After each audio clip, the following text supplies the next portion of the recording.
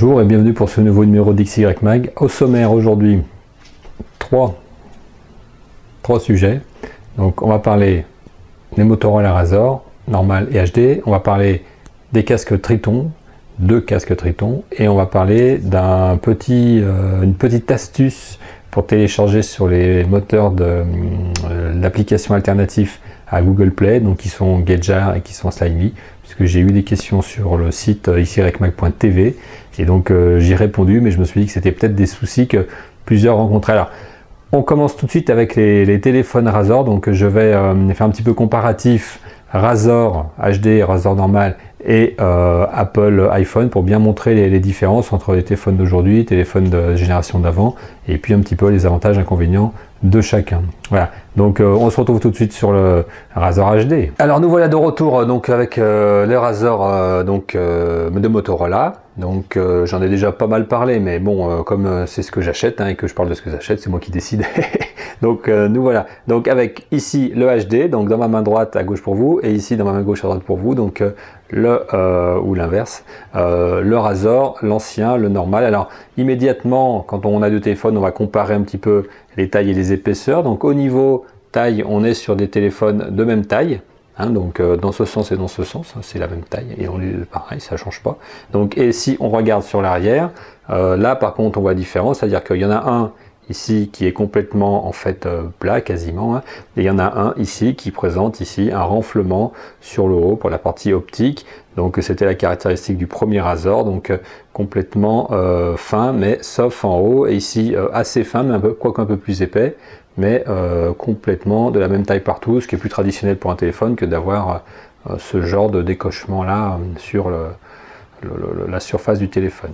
Si on regarde les connectiques, on retrouve en haut donc la prise jack pour le casque, donc ça c'est la même chose, mais ici on avait les prises HDMI et USB qu'on retrouve ici sur le côté, HDMI USB, toujours placées de la même manière, puisque en utilisation lapdoc, qui est le mini petit ordinateur portable sur lequel on peut connecter les Razr, et bien en fait la prise qui se connecte sur les deux se connecte ici et ici de cette manière, sauf que pour le HD avec la version 4.1 d'Android, Motorola a laissé tomber en fait le module WebTop qui permettait de faire ça, et donc on ne peut plus le faire pour le moment, donc, mais peut-être pour toujours parce qu'ils ont abandonné. Alors on ne peut le faire qu'avec le Razr, le premier modèle. Donc c'est dommage parce que j'étais utilisateur, je l'ai acheté et donc maintenant ça va m'être un petit peu inutile puisque j'utilise plutôt le HD que l'autre. Donc on va voir, je vais chercher si quelqu'un a trouvé une astuce pour installer le WebTop, mais pour le moment c'est pas le cas, comme il y a peu d'utilisateurs. J'ai peur que personne ne le fasse jamais, donc tant pis, encore un truc acheté pour rien, c'est pas grave. Donc sur le côté ici on avait la trappe qui s'ouvrait à la main en fait, et qui permettait d'installer la carte SIM et la carte SD. Ici on a également la trappe, mais elle ne s'ouvre plus à la main, elle s'ouvre avec une petite pointe comme iPhone en fait, qui l'éjecte et qui permet d'installer les deux cartes de la même manière. De l'autre côté, une prise pour le son, un bouton au son plus moins et un bouton marche arrêt, de la même manière qu'auparavant où on avait la même chose, sauf que là c'était doux et là en fait ça gratte, donc ça fait mal aux doigts, donc je le signale pour ceux qui auraient les doigts sensibles. Et puis derrière, toujours appareil photo, ici il est au centre, ici sur le côté, principal aussi différence. Différence sur la façade, c'est qu'ici il y a une petite LED qui s'allume quand vous recevez un message, ce qui est très utile, ce qu'on n'a pas sur tous les téléphones. Ici en fait c'est tout le logo Motorola qui s'allume, c'est beaucoup plus joli, c'est beaucoup plus classe. Sur le côté, la tranche est droite, je l'ai signalé dans l'article sur xymag.tv. Donc et ici la tranche elle ne l'est pas, donc on est sur des différences quand même importantes. Niveau poids il est plus lourd le nouveau, mais surtout en fait c'est niveau écran qu'on voit la différence, donc avec d'un côté un écran normal et de l'autre côté un écran HD. Ici on a un écran donc HD, je me suis trompé, c'est de ce côté. On a un écran HD qui est vraiment deux fois supérieur à celui-là quasiment, avec une zone d'affichage qui est plus grande, mais attention, comme ici on avait les boutons en bas qui étaient déjà dessinés sur le téléphone, ici en fait ils sont sur une partie de l'écran, donc on repère ce qu'on gagne en termes de surface d'affichage. Par contre en termes d'informations affichées, on en a plus sur le HD, puisque les choses peuvent être écrites plus petites, c'est beaucoup plus précis, c'est beaucoup plus joli, ça se voit à l'œil nu, il n'y a pas de débat par rapport à l'ancien. Voilà, donc deux téléphones on va dire, de génération différente, une génération près, mais avec des grands écrans, avec une grande surface de travail. Avec le pouce, on peut, comme la pub Apple, hein, on peut tout faire, hein, donc c'est pas la peine d'argumenter dessus, hein, on peut sur cette taille-là tout faire. Alors pourquoi je signale ce point, hein, parce que alors tout simplement, alors j'utilise mes multiples poches, hein, pour ressortir du matériel, car j'en ai un petit peu partout. Donc si on compare avec l'iPhone 4, hein, qui est encore, je pense, le modèle le plus répandu actuellement, et le 3 et tout, enfin c'est la même taille d'écran en fait depuis le début, donc ils ne se sont pas trop cassés la tête. Donc on voit tout de suite en fait la différence en termes d'affichage. Donc sur la largeur, on a une bonne largeur de différence. Sur la hauteur, on a une bonne hauteur de différence.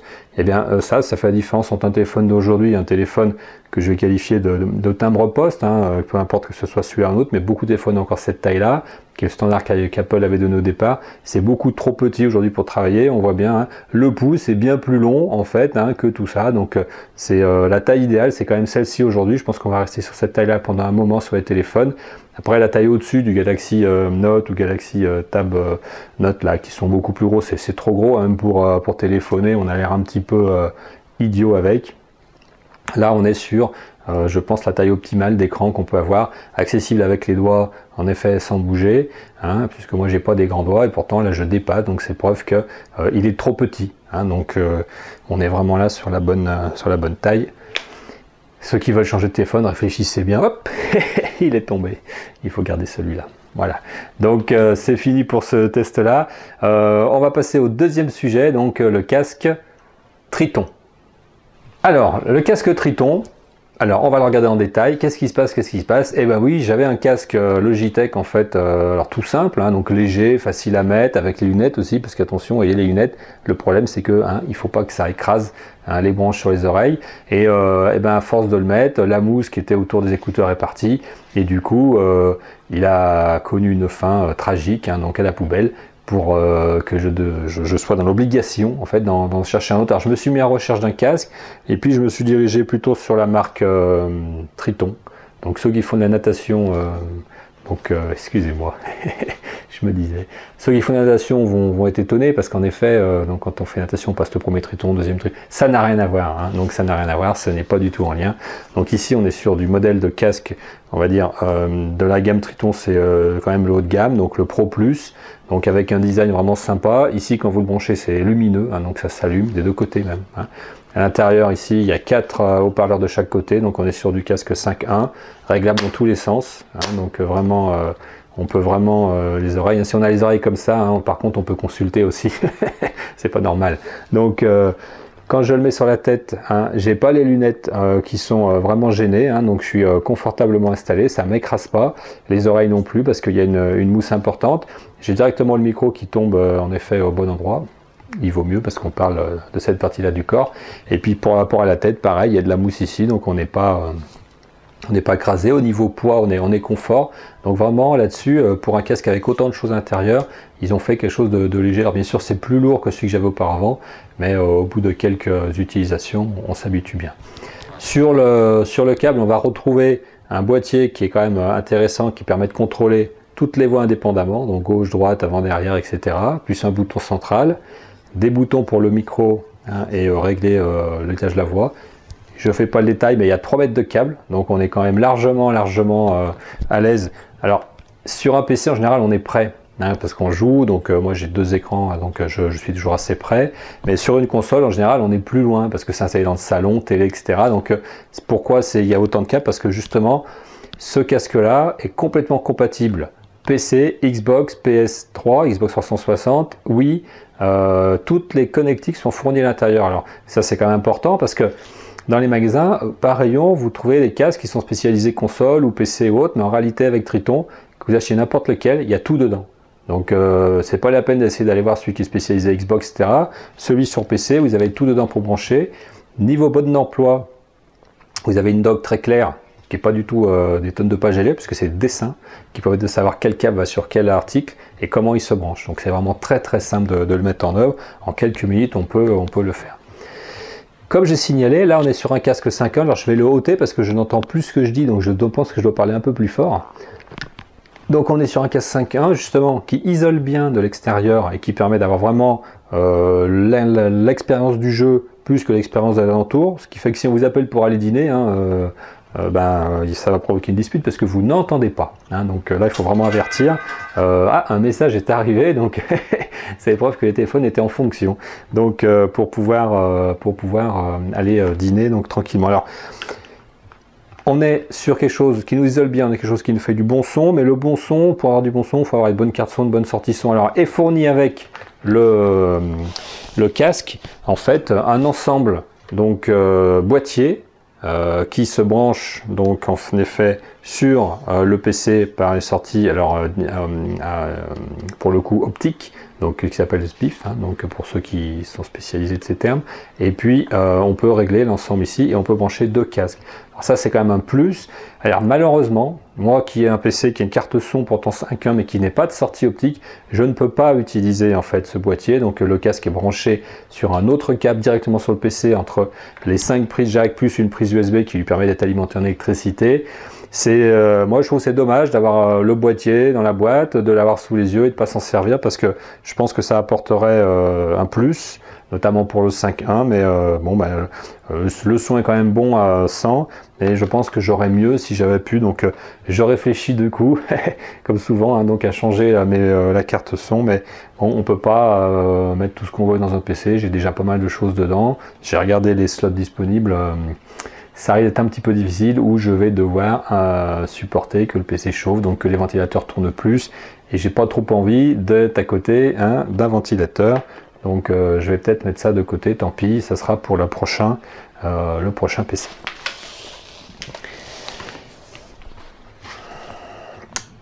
Dernier point donc, dont je voulais parler, donc là attention, j'ai eu des questions sur le site xymac.tv, sur Gedjar et sur Slimey, donc qui sont les 2 sites alternatifs à Google Play qui permet de télécharger des applications. C'est que certains me disent oui mais je n'arrive pas à télécharger, ça ne s'installe pas sur mon PC. En effet, il faut penser à cocher dans les paramètres du téléphone de confidentialité l'option donc accepter en fait les packages en fait extérieurs. Pourquoi? Parce que sinon le téléphone ne se connecte qu'à Google Play, ce qui fait que quand il va arriver des packages, donc des APK en fait, ça s'appelle hein, les fichiers en fait à installer, eh bien il ne va pas le faire et donc vous allez avoir des messages d'erreur. Donc prenez bien la précaution de faire cette manipulation avant, qui est juste une case à cocher dans les paramètres, encore une fois, hein, c'est pas compliqué du tout, et à partir de là vous pourrez complètement utiliser ces moteurs alternatifs. Il faut savoir que Gedjar est totalement gratuit, sur Slimey il y a un peu de tout, mais ce sont vraiment des bonnes alternatives. Sachant qu'aussi, pour ceux qui sont sur l'Amazon Market, hein, donc moi je m'y suis abonné aussi dernièrement, vous pouvez aussi avoir des applications. Alors là, elles ne sont pas toutes gratuites, bien sûr, parce que Amazon, c'est pas leur objectif, mais il y en a quelques-unes. Et là, pareil, si vous ne cochez pas ça, vous ne pouvez pas installer des logiciels qui viennent de l'Amazon Market. Donc il faut absolument le faire par défaut, comme ça vous serez toujours tranquille pour ce genre d'application. Ainsi s'achève ce numéro donc de la 3e saison de XYMac. Je vous dis donc à bientôt et amusez-vous bien. Au revoir.